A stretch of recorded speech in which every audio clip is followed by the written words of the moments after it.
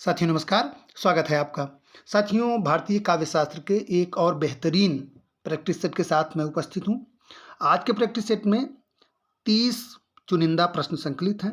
सभी प्रश्न आपकी आगामी परीक्षा के दृष्टि से बहुत ही महत्वपूर्ण हैं, तो सभी प्रश्नों को ध्यान से देखिए, वीडियो को अंत तक देखिए। जो भी साथी चैनल पर नए हैं प्लीज़ चैनल को सब्सक्राइब जरूर करें, बेल आइकन दबा दें, जिससे आपको हमारे वीडियोज़ के अपडेट मिलते रहें। तो साथियों चलिए देखते हैं आज के प्रैक्टिस सेट का पहला महत्वपूर्ण प्रश्न। साथियों जैसा मैंने कहा कि सारे प्रश्न बहुत ही महत्वपूर्ण हैं, बहुत चुनिंदा प्रश्न आपके लिए हम लेके आए हैं, तो प्लीज़ सभी प्रश्नों को बहुत ध्यान से देखिए, ठीक है। निम्नलिखित में कौन सा अभिनय का भेद नहीं है? पहला प्रश्न है, निम्नलिखित में कौन सा अभिनय का भेद नहीं है? तो इसका सही उत्तर क्या है साथियों? भारतीय, वाचिक, आहार्य, आंगिक, 4 विकल्प दिए गए हैं। तो इसका सही उत्तर क्या है? इसका सही उत्तर साथियों विकल्प संख्या 1 भारतीय अभिनय का भेद नहीं है। भारतीय अभिनय का भेद नहीं है, बल्कि यह नाट्य वृत्ति है, ठीक है। नाट्य वृत्ति से संबंधित डिस्क्रिप्टिव वीडियो आपको चैनल पर मिल जाएगा। नाटकों की प्लेलिस्ट है, उसमें आप चले जाएंगे। बहुत विस्तार से नाट्य वृत्तियों पर चर्चा हुई है, उसको आप जरूर देख लीजिएगा। तो इसमें से अभिनय का भेद नहीं है भारतीय नाट्य वृत्ति है। नाट्यशास्त्र में 4 नाट्य वृत्तियां हैं, भारतीय, सात्वती, कैसिकी एवं आर्भटी। अभिनय के 4 प्रकार माने गए हैं, आंगिक या कायिक, सात्विक, वाचिक और आहार्य, ठीक है। बढ़ते हैं आगे, देखते हैं अगला महत्वपूर्ण प्रश्न साथियों। अगला महत्वपूर्ण प्रश्न भी नाटक से ही है। नाटक में पर्दे के पीछे से दी जाने वाली सूचना कहलाती है विष्कंभक, चूलिका, प्रवेशक, अंकाश्य। तो इसमें सही उत्तर क्या है साथियों? इसमें सही उत्तर है विकल्प संख्या 2 चूलिका। नाटक में पर्दे के पीछे से दी जाने वाली सूचना चूलिका कहलाती है। संस्कृत साहित्य के नियमानुसार रंगशाला पर युद्ध या मृत्यु आदि का दृश्य दिखलाना निषिद्ध है, इसलिए इसकी सूचना नेपथ्य से हो जाया करती है, ठीक है। बढ़ते हैं आगे, देखते हैं अगला प्रश्न। प्रश्न संख्या 3। प्रश्न संख्या 3 कह रहा है प्रयोजनवती लक्षणा का भेद नहीं है शुद्धारूढ़ा, सारोपा, गौड़ी। शुद्धारूढ़ा, सारोपा, गौड़ी। तो इसका सही उत्तर कौन सा है साथियों? इसका सही उत्तर विकल्प संख्या 2 रूढ़ा। रूढ़ा प्रयोजनवती लक्षणा का भेद नहीं है, अपितु यह लक्षणा का भेद है, ठीक है। बढ़ते हैं आगे, देखते हैं अगला प्रश्न। प्रश्न संख्या 4। प्रश्न संख्या 4 कह रहा है व्याकरण विरुद्ध प्रयोग किस दोष के अंतर्गत आते हैं? व्याकरण विरुद्ध प्रयोग किस काव्य दोष के अंतर्गत आते हैं? ग्राम्यत्व, प्रतिकूल वर्णत्व, च्युत संस्कारत्व और निरर्थकत्व। तो इसमें सही उत्तर है साथियों विकल्प संख्या 3 च्युत संस्कारत्व या च्युत संस्कृत दोष, जिसको कहते हैं। व्याकरण विरुद्ध प्रयोग को च्युत संस्कृत दोष कहा जाता है, जब किसी काव्य में लयबद्धता लाने के लिए, तुकांत लाने के लिए व्याकरण संबंधी त्रुटियों की उपेक्षा कर दी जाती है, तो वहाँ पर च्युत संस्कृत दोष आ जाता है, ठीक है। बढ़ते हैं आगे, देखते हैं अगला प्रश्न। प्रश्न संख्या 5 साथियों बहुत अच्छा प्रश्न है। काव्य का सर्वस्व कहा गया है किसे? ध्वनि, अलंकार, वक्रोक्ति, रीति। काव्य का सर्वस्व किसे कहा गया है?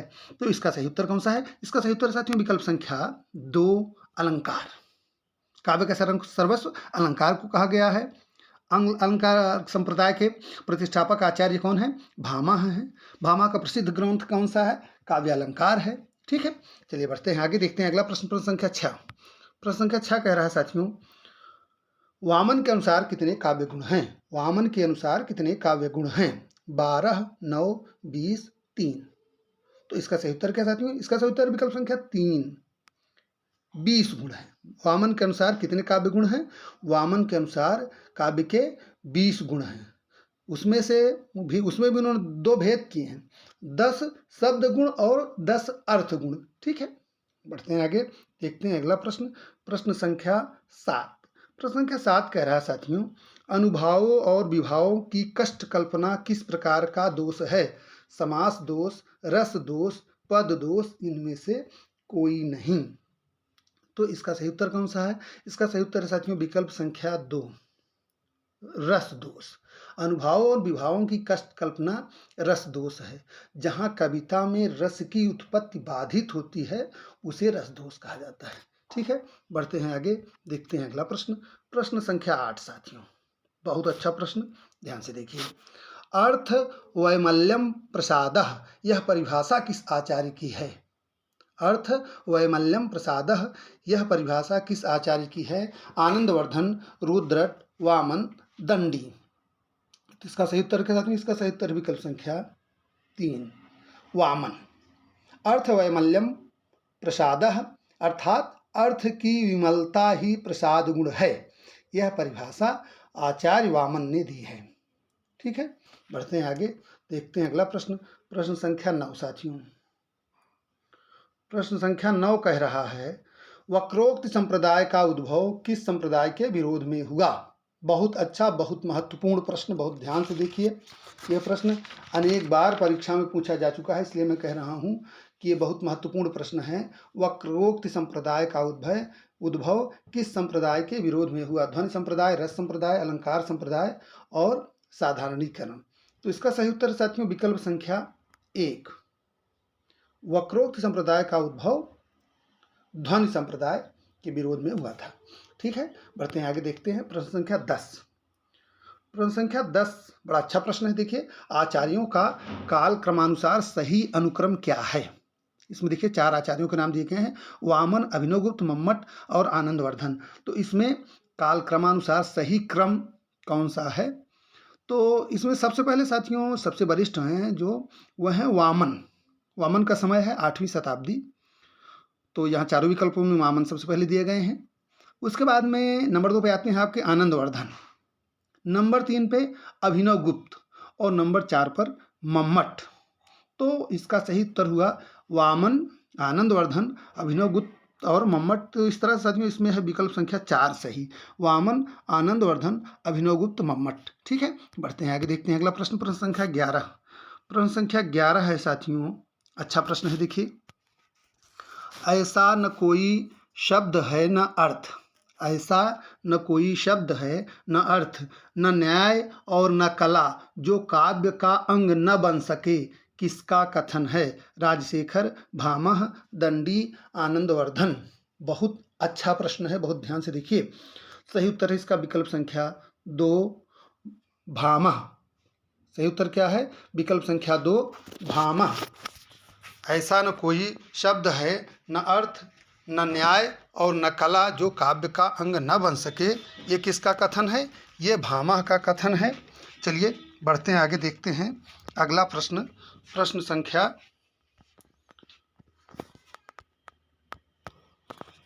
आपका 12। प्रश्न संख्या 12 थोड़ा सा साथियों यह विस्तृत है, इसको ध्यान से देखते हैं। आनंदवर्धन ने किस काव्य को ध्वनि कहा है?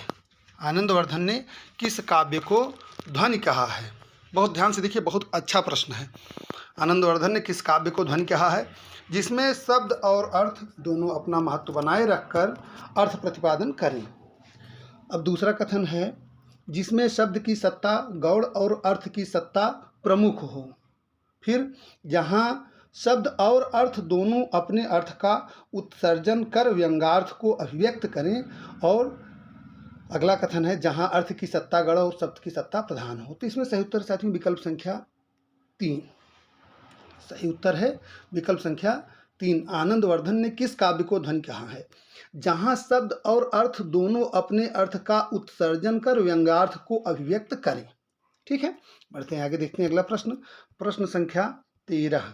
प्रश्न संख्या 13 साथियों, निम्नलिखित आचार्यों का सही कालक्रम चुनिए। यहाँ भी आचार्यों के कालक्रम से संबंधित प्रश्न है, यह भी अच्छा प्रश्न है। इस तरह के प्रश्न प्रवक्ता की परीक्षा में, नेट की परीक्षा में, असिस्टेंट प्रोफेसर परीक्षा में प्रायः पूछे जाते हैं, इसलिए बहुत ध्यान से इसको देख लीजिएगा। निम्नलिखित आचार्यों का सही कालक्रम चुनिए। रुय्यक, कुंतक, आनंदवर्धन, दंडी, 4 आचार्यों का नाम दिया गया है। तो इसमें सबसे वरिष्ठ साथियों होते हैं दंडी, आचार्य दंडी, उसके बाद आनंदवर्धन, उसके बाद में कुंतक, फिर रुय्यक।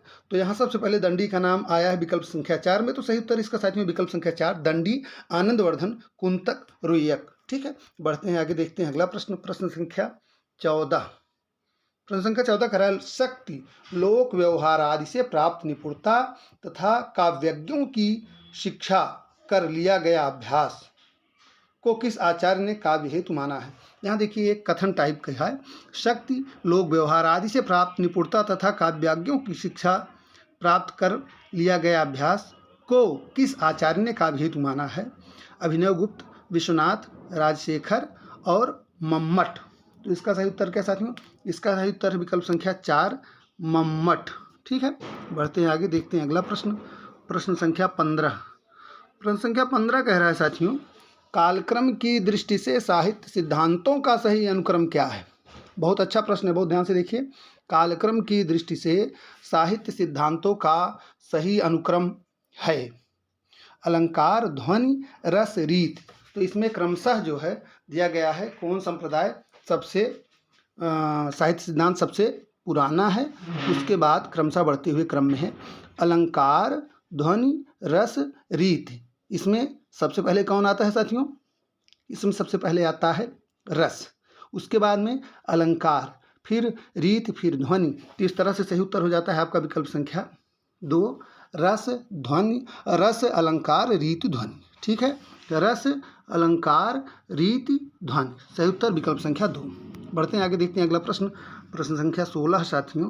प्रश्न संख्या 16 कह रहा है, बहुत अच्छा प्रश्न है, इसमें एकदम नया सा प्रश्न है। रस की प्राप्ति के लिए तद्रूपतानुसंधान शब्द का प्रयोग किस आचार्य ने किया है। अभिनव गुप्त, शंकुक, भट्टलोलट, भट्टनायक। तो साथियों इसका सही उत्तर क्या है, इसका सही उत्तर है विकल्प संख्या 3, भट्टलोलट।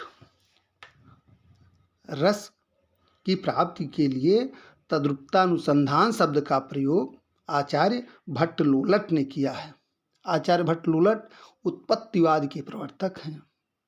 ठीक है, इनका जो ये उत्पत्तिवाद सिद्धांत है यह मीमांसा दर्शन पर आधारित है, यह भी एक महत्वपूर्ण तथ्य जान लीजिए।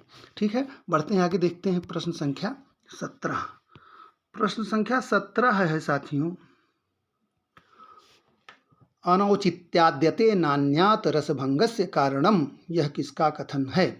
दंडी, वामन, भामह, क्षेमेंद्र। तो सही उत्तर इसका क्या है, प्रश्न संख्या 17, बहुत ध्यान से देखिए। दंडी, वामन, भामह, क्षेमेंद्र में इसका सही उत्तर क्या है, इसका सही उत्तर है विकल्प संख्या 4, क्षेमेंद्र। सही उत्तर क्या है, विकल्प संख्या 4, क्षेमेंद्र। अनौचित्याद्यते नान्यात रसभंगस्य कारणम, यह क्षेमेंद्र का कथन है। ठीक है, बढ़ते हैं आगे, देखते हैं अगला प्रश्न। प्रश्न संख्या 18।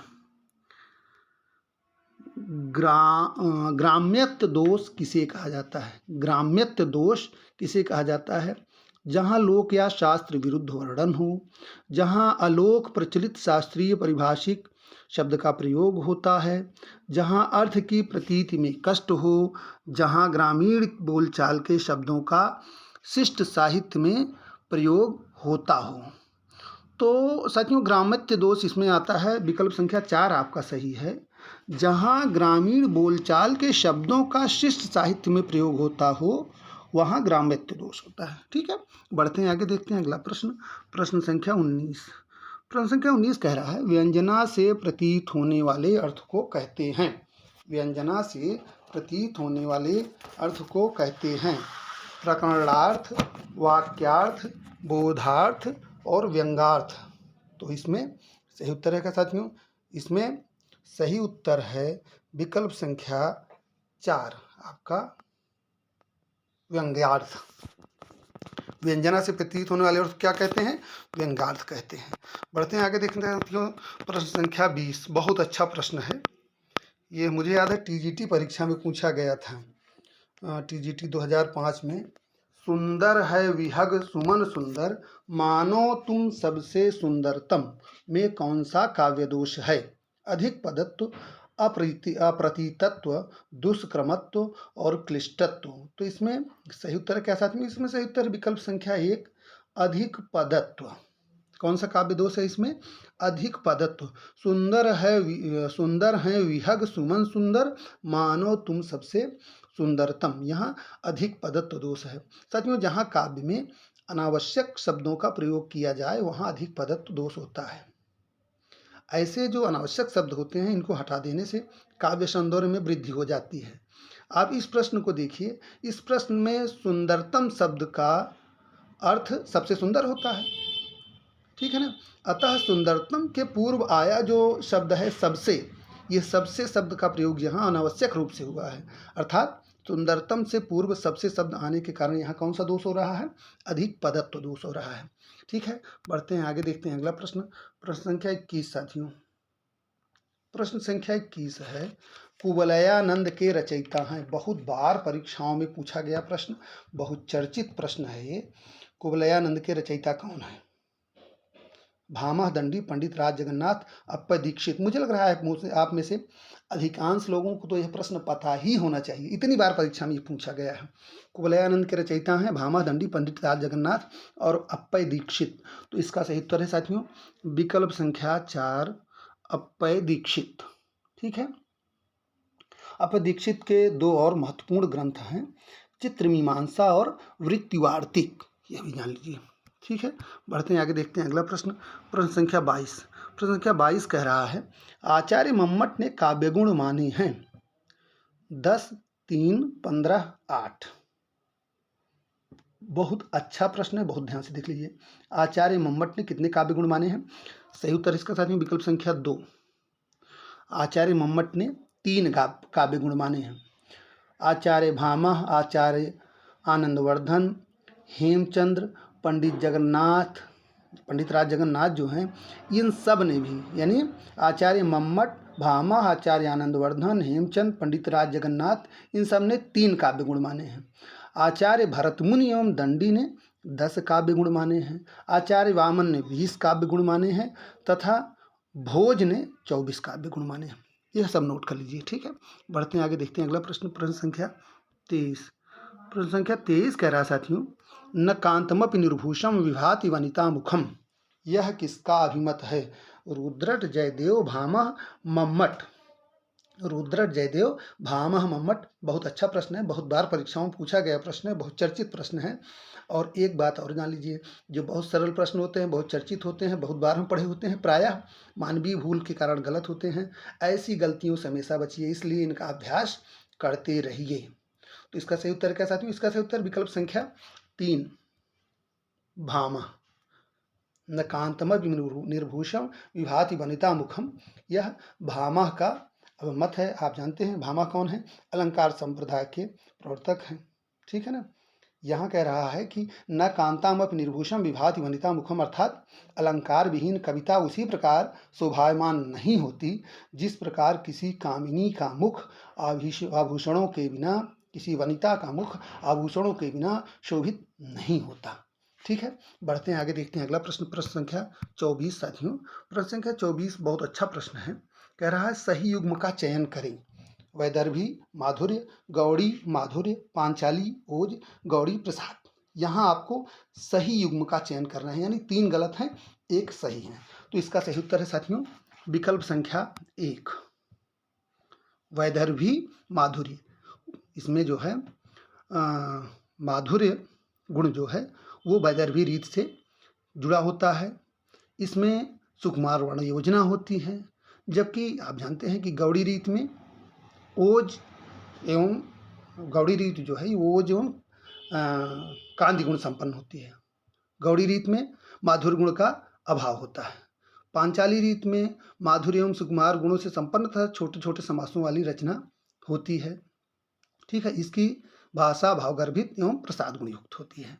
तो इसमें सही गुण क्या है साथियों? इस प्रश्न में देखिए, इस प्रश्न में है वैदर्भी जो है वो माधुर्य गुण से संबंधित होती है, ठीक है। बढ़ते हैं आगे, देखते हैं अगला प्रश्न। प्रश्न संख्या 25, निरख सखी ये खंजन आए, फेरे मेरे उन रंजन, नयन इधर मन भाए। इन पंक्तियों में काव्य गुण है, ओज गुण, प्रसाद गुण, माधुर्य गुण, इनमें से कोई नहीं। तो इसका सही उत्तर क्या साथियों? इसमें सही उत्तर है विकल्प संख्या 2, विकल्प संख्या 3 होगा। इसमें माधुर्य गुण, ओज गुण, माधुर्य गुण, प्रसाद गुण, इनमें से कोई नहीं। तो निरख सखी ये खंजन आए, फेरे मेरे उन रंजन ने, नयन इधर मन भाए। इन पंक्तियों में कौन सा काव्य गुण है? इन पंक्तियों में साथियों माधुर्य गुण है, ठीक है। बढ़ते हैं आगे, देखते हैं अगला प्रश्न। प्रश्न संख्या 26, काव्य का वह गुण जो चित्त में तेज और स्फूर्ति का संचार करता है। काव्य का वह गुण जो चित्त में तेज और स्फूर्ति का संचार करता है कौन सा गुण कहलाता है? ओज गुण, प्रसाद गुण, माधुर्य गुण, शील गुण। तो सही उत्तर इसमें क्या है साथियों? इसमें सही उत्तर विकल्प संख्या 1 ओज गुण। ठीक है, बढ़ेंगे आगे, देखेंगे अगला प्रश्न, प्रश्न संख्या 27। अच्छा प्रश्न है, टीजीटी की परीक्षा में ये पूछा गया था, यूपी टीजीटी की परीक्षा में पूछा गया था प्रश्न। मुझे याद है ये प्रश्न बहुत अच्छी तरह से। तरुरी पुरी पुधर देख के विरहीन ती अकुलाय में कौन सा काव्य दोष है? च्युत संस्कृति, न्यून पदत्व, अधिक पदत्व, क्लिष्टत्व। तो अगर इस काव्यांश को आप देखें तो आपको समझ में आ जाएगा कि ये बहुत कठिन है, ये कूट पद टाइप का है, यानी इसका अर्थ जो है बहुत गहराई से निकलता है। इसमें क्लिष्टत्व दोष है, कठिनाई इसमें बहुत है। यहाँ देखिए, जिसको आप दृष्टकूट पद कह सकते हैं। तरुरिपु रिपुदर देख के बिरहिन ती अकुलाय, इसका अर्थ समझिए। तरुरिपु कौन सा है? यानी तरुरिपु का अर्थात वृक्ष का शत्रु। वृक्ष का शत्रु कौन सा होता है? अग्नि। और फिर कह रहा है तरुरिपु रिपुधर, यानी वृक्ष का शत्रु अग्नि, अग्नि का शत्रु जल, क्योंकि वो अग्नि को बुझा देता है। और उस जल को रिपुधर, यानी उस जल को धारण करने वाले बादल, बादल को देखकर विरहिणी स्त्री का हृदय व्याकुल हो जाता है। यहाँ ये जो है पंक्ति सामान्य बोध से बहुत परे है, इसलिए इसमें क्लिष्टत्व दोष है। ठीक है, बढ़ते हैं आगे, देखते हैं अगला प्रश्न, प्रश्न संख्या 28। अनुभवों के कितने भेद होते हैं? 2, 3, 4, 6। तो सही उत्तर इसका क्या है साथियों? इसका सही उत्तर विकल्प संख्या 2 अनुभवों, सही उत्तर है विकल्प संख्या 1। अनुभवों के 2 भेद होते हैं। अनुभवों कितने भेद होते हैं? अनुभवों के 2 भेद होते हैं, 2 भेद होते हैं। कौन कौन से? कायिक और सात्विक। ठीक है, बढ़ते हैं आगे, देख लें अगला प्रश्न, प्रश्न संख्या 29। प्रश्न संख्या 29 कह रहा है साथियों, देखिए बहुत अच्छा प्रश्न है। निम्न में से कौन किसके लिए प्रसिद्ध नहीं है? उपमा के लिए कालिदास, करुण के लिए भवभूति, अलंकार के लिए भामा, वक्रोक्ति के लिए क्षेमेंद्र। तो इसमें साथियों उपमा के लिए कालिदास, उपमा कालिदास मतलब एक संस्कृत में श्लोक है, उपमा कालिदासस्य भारवे अर्थ गौरवम और दंडिनः पदलालित्यम माघे सनन्ति त्रयो गुणा। तो यहाँ उपमा के लिए कालिदास प्रसिद्ध हैं, करुण रस के लिए भवभूति प्रसिद्ध हैं, अलंकार संप्रदाय के प्रवर्तक भामा हैं, ये प्रसिद्ध हैं, वक्रोक्ति के लिए क्षेमेंद्र। यही सही विकल्प नहीं है, यानी इसका सही उत्तर है विकल्प संख्या 4। वक्रोक्ति के लिए क्षेमेंद्र नहीं बल्कि वक्रोक्ति संप्रदाय के प्रवर्तक कौन है? कुंतक। और क्षेमेंद्र का कौन सा है साहित्यिक सिद्धांत? औचित्य संप्रदाय। ठीक है ना, बढ़ते हैं आगे, देखते हैं अगला प्रश्न, आज के प्रैक्टिस सेट का साथियों अंतिम प्रश्न। बहुत अच्छा प्रश्न है, बहुत ध्यान से देख लीजिएगा। कथा वस्तु के प्रधान फल प्राप्ति हेतु अर्थ प्रकृतियों का सही अनुक्रम है। बिंदु पताका, प्रकरी, बीज, कार्य। तो इसमें बहुत ध्यान से देखिए, इस तरह के प्रश्न नेट, जेआरएफ, असिस्टेंट प्रोफेसर और लेक्चरर की परीक्षाओं में पूछे जाते हैं, क्रम लगाने वाले। तो कथावस्तु को प्रधान फल प्राप्ति के 5 अर्थ प्रकृतियों का सही अनुक्रम है साथियों। पहले बीज आता है, फिर बिंदु, फिर पताका, फिर प्रकरी और अंत में कार्य। तो इस तरह से सही उत्तर इसका हो जाता है साथियों विकल्प संख्या 4। आपका सही उत्तर क्या है? विकल्प संख्या 4, बीज, बिंदु, पताका, प्रकरी और कार्य। ठीक है, तो साथियों यहाँ आपने आज के प्रैक्टिस सेट का 30 प्रश्न तेजी से देख लिया। उम्मीद करता हूँ कि यह संकलन आपको पसंद आया होगा।